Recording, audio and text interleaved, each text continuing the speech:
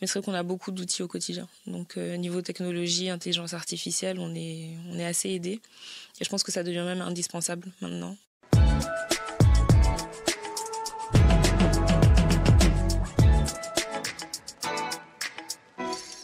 Bonjour à tous et bienvenue dans le podcast des métiers de l'assurance. Quand j'assure, j'agis. Plongez dans l'univers de l'assurance, le vrai, grâce aux témoignages de jeunes professionnels. Ils se retrouvent parfois dans le secteur par hasard et finalement, ils décident d'y faire carrière. Ils découvrent des environnements de travail où règne bonne humeur et partage. Ils se découvrent experts de l'intelligence artificielle et conseillers de nos quotidiens. Et aujourd'hui, on reçoit Falimata, souscriptrice résultats et rentabilité en assurance et réassurance en alternance chez AXA. Bonjour Falimata. Bonjour. Alors Falimata, voilà 3 ans que tu fais des études et tu travailles dans le secteur de l'assurance. Est-ce que tu te vois continuer dans cette voie ? Oui, totalement. Je pense que j'ai trouvé mon domaine parce que je me suis longtemps cherchée. J'ai fait beaucoup d'essais, d'études, différents domaines, etc. Et là, je pense que j'ai trouvé ma place. Tu n'as pas toujours voulu faire le métier d'assurance, c'est ça ? Non, je le connaissais même pas à la base. Au tout début de mes études, je ne savais même pas qu'on pouvait évoluer dans le secteur de l'assurance. Tu nous parlais de ta responsable qui t'a vraiment poussé pour te dire tu peux aller encore plus loin. Ouais. C'était une de mes responsables avec qui je travaillais en sous-traitance qui m'a poussée pendant les 2 années. Elle l'a tout de suite vue et elle m'a dit non mais je pense vraiment que tu peux évoluer dedans. Donc j'ai longtemps hésité. Je me suis dit non, que c'était pas fait pour moi, que j'allais reprendre dans le marketing, etc. Et finalement, au fur et à mesure que j'avançais, j'avais le besoin de voir plus, en fait, parce qu'en sous-traitance, c'était assez basique ce que je faisais. C'était des comptes de résultats classiques. Et de me dire que j'avais la possibilité de voir tout ce qu'il y avait derrière, donc ce qu'on faisait, à quoi servait notre travail, ce qu'on faisait derrière, l'analyse qu'il y avait derrière, c'est ce qui m'a poussée aussi à reprendre. Il y a des qualités pour être assureur ou travailler dans l'assurance ? Est-ce qu'il y a des qualités ? Tout dépend du métier qu'on choisit. Ouais. Et il y a tellement de métiers que finalement tout le monde peut trouver sa place. Moi, personnellement, j'ai un profil très matheux. Donc, je suis très mathématique, j'aime beaucoup les chiffres. Il y a des personnes qui aiment avoir du contact avec le client, parce que moi, je ne suis pas en contact directement avec le client. Mais il y en a qui aiment ça, donc ils vont être plus commerciaux, par exemple, toujours dans l'assurance. Donc, il faut juste trouver ce qu'on aime faire, le milieu qui nous convient, et voilà, choisir le métier. Parle de compte de résultats, ça consiste en quoi ce métier ? Alors, donc moi je suis en assurance collective, donc je suis du côté des entreprises. Donc on assure les salariés des entreprises en santé et prévoyance. Et mon travail, c'est chaque année de regarder l'antériorité du client, donc ce qu'on a payé, ce que lui a payé, faire des comptes, donc analyser et ensuite projeter les renouvellements pour l'année suivante. Donc est-ce qu'on maintient le taux, est-ce qu'on majore, est-ce qu'on redresse D'accord. Donc ton métier, tu disais que tu traitais beaucoup de données, il y a beaucoup de chiffres, des gros chiffres, et puis on parle de montants, de définir les montants pour quelqu'un, enfin pour savoir combien quelqu'un va payer pour son assurance. Qu'est-ce qui t'aide à prendre des décisions dans ton métier aujourd'hui ? Alors beaucoup d'outils. On utilise beaucoup d'outils, de logiciels. Ça va être par exemple des logiciels qui vont me permettre de projeter facilement mes données, donc de très vite faire l'analyse et moi derrière j'ai juste on va dire à contrôler et à voir si c'est cohérent et ensuite à prendre la décision. Donc ça me permet d'avoir un gain de temps. Par exemple pour les tableaux, parce qu'on doit quand même faire des tableaux pour se baser dessus.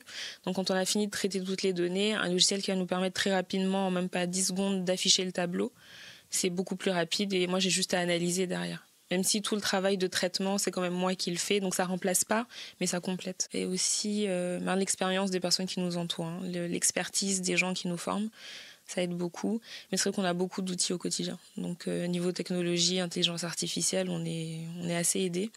Et je pense que ça devient même indispensable maintenant. Parce qu'avec la quantité de données qu'on traite, juste un être humain, ça prendrait beaucoup trop de temps à traiter. On a quand même des deadlines à un moment donné, donc voilà, les outils. L'assurance, c'était pas forcément l'idée que tu te faisais de ta carrière. Tu y es rentré par hasard. Aujourd'hui, qu'est-ce qui fait que tu as envie d'y rester ? Les possibilités d'évolution que je peux avoir. Parce que je pense que ce qui m'a aussi motivée depuis le début, c'est de me dire que je pouvais être dans un milieu où je pouvais changer facilement de métier, tout en restant dans le secteur, où je pouvais changer, évoluer. Parce que par exemple, dans mon intérim, j'ai très vite vu que j'avais pas de possibilité d'évolution. Après, ça dépend de chaque personne. Moi, j'ai besoin quand même de savoir que j'évolue, que j'apprends des nouvelles choses. Et là, j'ai un panel énorme. Alors en plus, avec la reprise d'études, ça ouvre encore plus de portes. Donc, ouais, surtout ça. C'est important ce que tu dis. Aujourd'hui, on parle beaucoup de l'IA va nous remplacer. C'est ça, nous remplacer. Est-ce que tu fais partie de ces gens-là ou tu penses au contraire que c'est un outil qui au contraire, t'aide dans ton métier? Oui, moi, personnellement, ça m'aide. Je pense pas que ça va remplacer mon métier tout de suite. Peut-être sur le long terme, on sait jamais. Mais aujourd'hui, je pense qu'on a quand même besoin de l'humain dans ce qu'on fait, parce que juste un outil, ce serait beaucoup trop compliqué. Parce qu'il y a des dossiers, pour les gros dossiers, un outil peut pas le faire. Il faut qu'il y ait une connaissance du dossier derrière, savoir vraiment ce qui s'est passé. Donc on a besoin de l'humain. Ben, ça tombe bien, je voulais te poser des questions du point de vue de ton quotidien avec tes collègues. Comment c'est les relations, à quoi ça ressemble finalement dans l'assurance, qui on rencontre. On rencontre beaucoup de profils, beaucoup. Après, au niveau de mon équipe, on a une équipe très diversifiée. Donc il y a des personnes qui sont beaucoup plus matheuses, qui viennent de droit, qui viennent de purement avec des profils assurantiels. Donc il y a une richesse de parcours qui fait que ça devient très intéressant d'échanger au quotidien avec eux. Tu dirais qu'il y a vraiment un esprit d'entraide dans les équipes. Oui, moi j'ai beaucoup senti dans notre équipe. Même niveau intégration, ça s'est fait très naturellement, très facilement. Et parfois, on a du mal à s'intégrer. Par exemple, moi, je suis quand même assez introvertie parfois. Donc, j'ai dû faire l'effort de m'ouvrir un petit peu, d'aller vers les gens, mais parce que j'avais un milieu qui s'y prêtait et qui me permettait de le faire. Je ne me sentais pas, entre guillemets, en danger, quoi. Je me sentais bien, voilà. Donc, ça m'a permis de m'ouvrir un petit peu plus. Tu vois une certaine diversité aussi dans les horizons. Toi, par exemple, tu viens pas du milieu de l'assurance à la base. C'était pas du tout la trajectoire que tu avais entamée. Est-ce que tu retrouves ça aussi parmi tes collègues? Oui. Il y en a qui viennent, qui ont commencé vraiment dans l'assurance et qui ont évolué. D'autres personnes qui venaient de droit, d'autres du management, vraiment typiquement management, et qui se sont insérées dans l'assurance. Donc il y a quand même une certaine diversité. C'est très, en tout cas moi dans mon entourage, c'est rare de trouver des personnes qui ont vraiment commencé dans l'assurance depuis le début. C'est-à-dire un BTS assurance, un master en assurance, qui ont fait que de l'assurance, c'est très rare. En général, c'est des personnes qui ont commencé par autre chose, qui ont découvert l'assurance et qui sont restées. D'habitude, ça se passe comme ça. C'est plutôt bon signe. Oui. Tu disais qu'il y avait une grande diversité de métiers dans l'assurance. C'est une force, ça aussi? Oui, parce que ça permet toujours de choisir vraiment en fait à un niveau très fin ce qu'on veut faire. Parce qu'en souscription, il y a les personnes qui s'occupent des contrats, des études, il y a les personnes qui s'occupent des résultats comme moi, des personnes qui s'occupent de la conformité. Donc si on a un profil plus juridique, la conformité ça peut nous plaire. Donc on se spécialise à un niveau très fin. Finalement, et c'est bien d'avoir une diversité. Parfois ça peut être freinant d'avoir plein de profils comme ça sur une même ligne de métier. Mais bon, nous pour l'instant ça fonctionne bien, donc voilà. Et c'est vrai qu'au départ, c'était un seul métier, justement. C'était le souscripteur qui faisait tout, l'étude, le compte. Et à un moment donné, on s'est rendu compte que la polyvalence avait quand même des limites. Donc, il fallait que les gens soient experts dans leur domaine.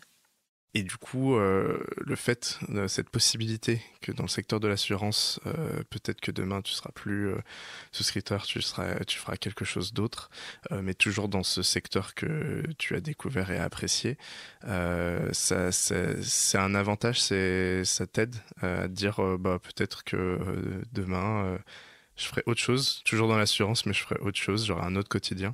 Complètement. Ça m'aide beaucoup et surtout, on n'est pas dans un environnement qui nous le reproche. On ne nous reproche pas de ne pas rester longtemps dans un métier. Au contraire, on nous force même à avoir une diversité d'expériences. Et c'est ce qui nous aide au quotidien. Enfin, il y a des personnes qui quittent la souscription, qui vont dans le courtage, par exemple, qui reviennent. Enfin, en fait, on peut naviguer comme ça. Et j'avais eu des échanges justement avec l'année dernière avec des personnes qui avaient évolué dans le secteur, qui avaient des postes de direction. Et c'est ce qu'ils nous recommandaient, justement, de faire 3-4 ans dans un métier, toujours dans l'assurance, d'aller voir autre chose et de revenir, d'échanger. Oui, c'est une richesse. Et comme on est tous interdépendants, finalement, donc il y a vraiment pas de pression sur ça. Quels avantages à l'alternance ? Ça permet d'avoir un apprentissage plus rapide et plus concret. Parce que ce qu'on voit en cours, on l'applique tout de suite. Et ce qu'on voit en entreprise nous permet de comprendre aussi plus rapidement ce qu'on voit en cours. Donc personnellement, je trouve que c'est le combo parfait parce que ça nous maintient dans l'actualité et surtout, ça nous permet d'avoir une culture aussi dans l'assurance qui parfois, enfin en tout cas au début, on a un petit peu du mal. Parce que quand on arrive en entreprise, je sais que moi j'ai eu un décalage quand je suis arrivée en entreprise parce que j'étais dans un milieu où les gens avaient une culture assurantielle. Et comme moi, j'avais jamais fait d'études dedans, j'ai eu un petit décalage, mais je me suis très vite adaptée. Et en fait, on se maintient à niveau, on suit les évolutions, en même temps on n'est pas décalé avec les cours, donc c'est un bon combo.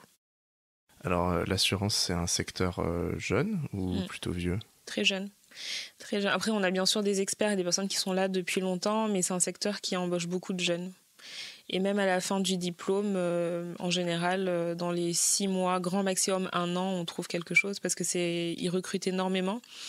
Et ils aiment justement, je pense, en tout cas, les profils jeunes et très dynamiques et polyvalents. Parce que vu que c'est un secteur qui bouge quand même beaucoup en fonction de la compagnie ou du secteur dans lequel on est. Mais c'est important, oui, d'avoir des profils jeunes. Mais en tout cas, moi, autour de moi, il y a beaucoup de jeunes. Tu me disais que tu avais des clichés en tête sur le secteur de l'assurance. Est-ce qu'il y a quelque chose qui a fait que tu as eu un changement d'avis, tu t'es dit finalement non, c'est pas exactement ça l'assurance? Oui, je pense que c'est de voir l'impact que notre travail avait sur la société, sur les personnes qu'on assure.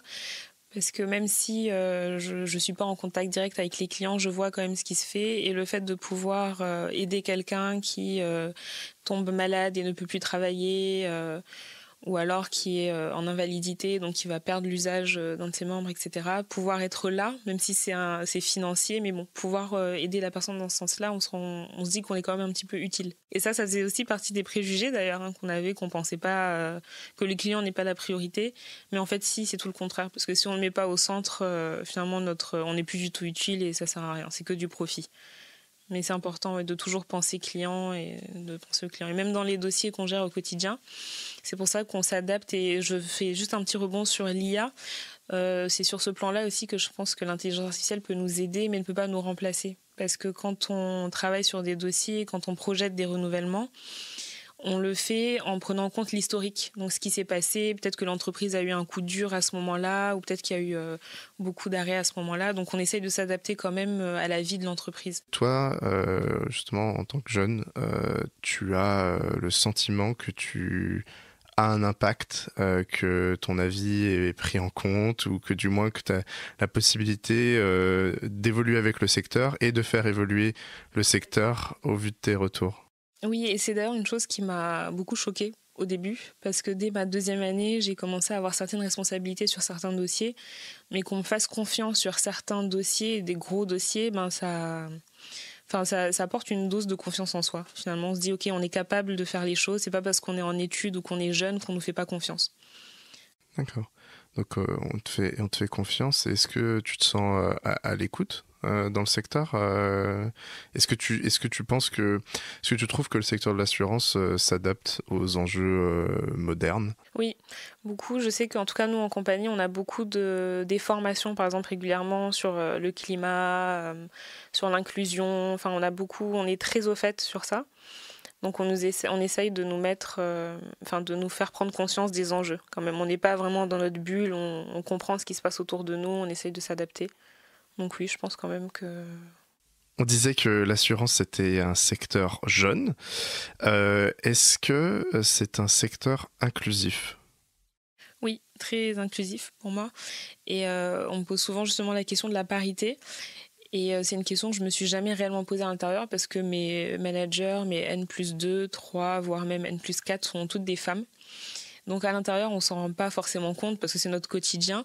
Mais c'est vrai que quand on compare avec l'extérieur, c'est quand même une chance d'avoir des modèles et des personnes qui nous inspirent, hein, tout simplement, comme ça.